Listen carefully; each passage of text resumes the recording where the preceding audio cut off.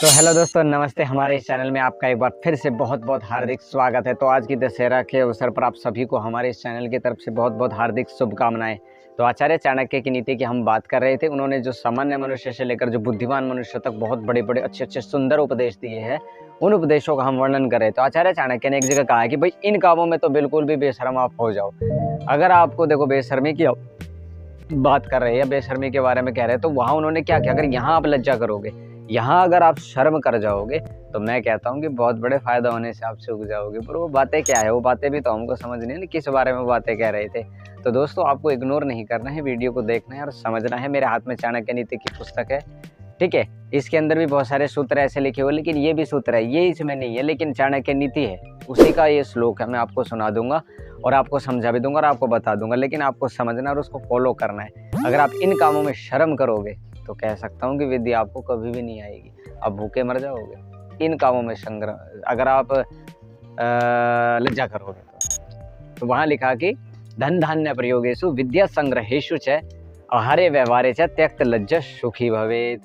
धन धान्य प्रयोगेषु, तो पहला उन्होंने बताया कि भाई इन कामों में तो आपको बिल्कुल भी शर्म नहीं करनी है, महसूस नहीं करनी है।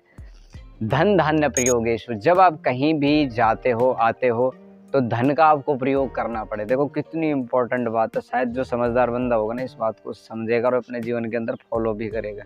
धन धान्य प्रयोगेषु, जब आप किसी के साथ पैसों का रिलेटेड व्यवहार कर रहे हो, अगर वहाँ आपने शर्म की तो आप बिल्कुल भी धन का लाभ ही नहीं उठा पाओगे।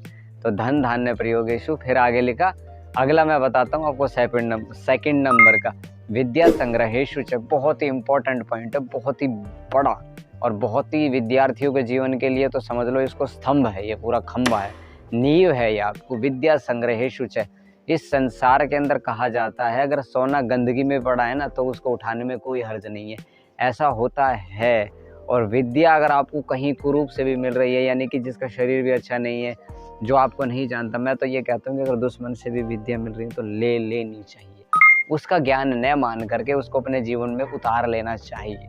तो विद्या संग्रहेषु च आहारे और व्यवहारे च। अब मैं बताता हूँ आहार की बात आती है। आहार का मतलब तो आपको समझा देता हूँ। आहार का मतलब होता है भोजन। भोजन वह जिसको हम खा करके अपना पेट भरते हैं, यानी कि जीवन हम चलाते हैं। तो भोजन के विषय में भी शर्म नहीं करनी चाहिए। इसका मतलब ये नहीं कि दूसरे लोगों को छीन छीन करके आपको खाना है, नहीं। कुछ कार्य ऐसे होते हैं जिनमें आपको वहाँ पर लज्जा करनी है, और कुछ काम ऐसे होते हैं जिसमें आपको लज्जा नहीं करनी है। तो ये कार्य ऐसा ही है। भोजन के संबंध में अगर आपको भूख लग रही है बहुत जोरों से, अगर वहाँ आप लज्जा करोगे तो भूखे ही मर जाओगे। तो शर्म नहीं करनी है। भोजन जहाँ उसकी आवश्यकता वहाँ उसको लेना है और उसको जीवन में, यानी कि पेट के अंदर धारण करके उसको अपना जीवन चलाना है। आहारे फिर आ गया व्यवहार काल में। व्यवहार काल का मतलब है कि आपसे कोई ताकतवर बंदा है, यानी कि कई बार कैसा होता था, राजाओं के युद्ध हुआ करते थे।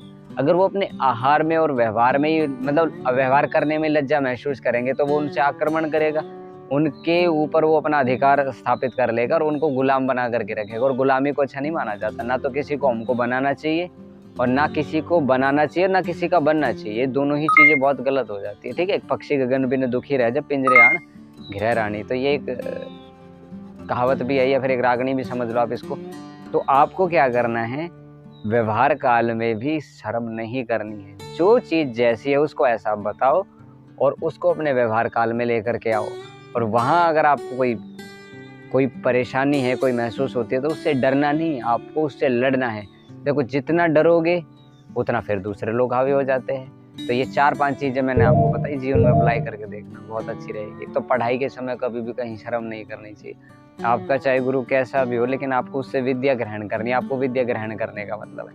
और धन धान्य प्रयोगेषु, अब अनाज का लेन देन कर रहे हो, पैसे का लेन देन कर रहे हो, लेकिन वहाँ अगर आपने शर्म कर ली तो मैं नहीं कह सकता कि आपका फायदा होगा, लेकिन वहाँ शर्म बिल्कुल भी नहीं करनी। धन धान्य प्रयोगेषु विद्या संग्रहेषु च आहारे और व्यवहारे च।